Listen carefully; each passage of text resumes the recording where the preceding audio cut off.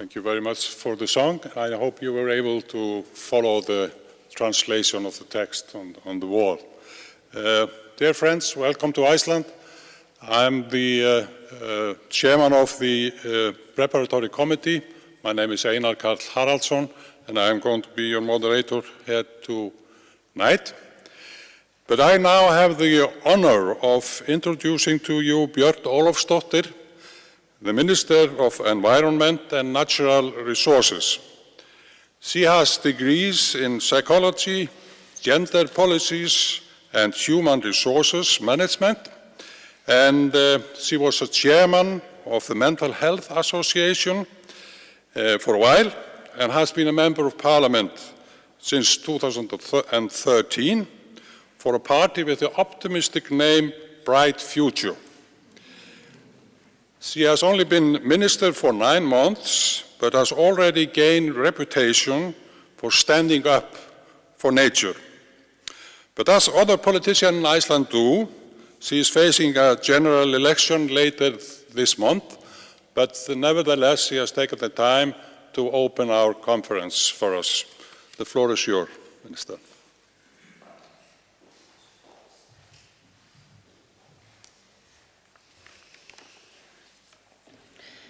Dear guests, very welcome to Iceland, and thank you for having me here today. Life is a mysterious and beautiful path. The human being is a tiny grain in the larger context of Mother Earth. We are made of the same materials as all other life, and we follow the same circle of life and death as any other life form does. Oxygen and carbon are two of the fundamental building materials of Earth. A human being is mostly made of oxygen and carbon. So are trees and all other living beings. We breathe in oxygen and breathe out carbon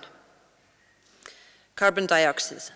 The plants take up carbon dioxide and release oxygen. This symbiosis is the core of the true beauty of life. The human being has consciousness and cognitive thinking. That's why it's hard to understand why we seem to be the only species that is not at peace with Earth. Without oxygen, we live for only a few minutes. Without water, we can live for a few days. Without food, we can survive for a month or two. Thanks to the soil and the earth itself, we have access to these fundamental resources. Thus, it's logic to state that we should put all our effort in protecting the Earth ecosystem, as it should be very clear for all of us that our well-being depends on their status.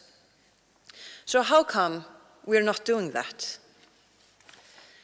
We have disrupted the balance of Earth's circular systems by largely degrading its ecosystem, by releasing more carbon to the atmosphere than the ecosystems can take up, by polluting the air, the fresh waters, and the soil, and by using the ocean as a dump for our leftovers. As an outcome, we are currently facing the largest challenge humankind has faced for a long period, namely global warming, followed by drastic climate change. The consequences of global warming are devastating.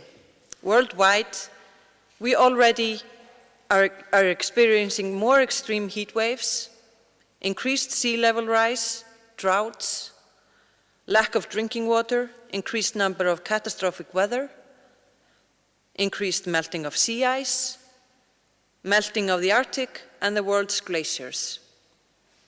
Climate change is a global threat to all life, and we must react fast on it.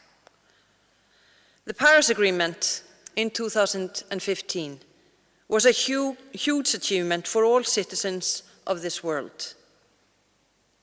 It brought us new hope that the world could, and indeed would, react fast to hold global warming well below 2 degrees on pre-industrial averages, with efforts to limit warming to 1.5 degrees. The new President of the United States brought a little setback to this ambiguous plan when he decided to draw the US out of the agreement. Fortunately, it didn't mean that the US as such drew back from its previous statement. A huge number of local leaders stepped forward to show support to the Paris Agreement, and I must say I am proud of all the brave governors, mayors, business leaders, and college presidents that have signaled their personal commitment to the goal of reducing emissions before 2030. Dear guests, Aldo Leopold, an American environmentalist, once said, "Ethical behavior is doing the right thing when no one else is watching, even when doing the wrong thing is legal."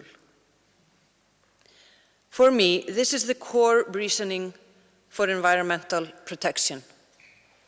The human being is just one of many species that depends on what the planet Earth provides. It's our ethical responsibility to protect our planet and use its resources in a sustainable way.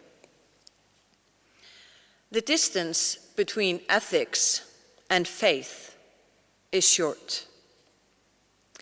One must believe that his or her behaviors matter in the larger context for the humanity and out of respect for all life.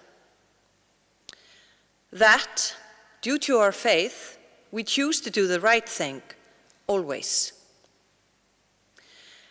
Dear guests, I believe that the Church should have a vital role in raising environmental awareness around the world, and I thank you for doing so.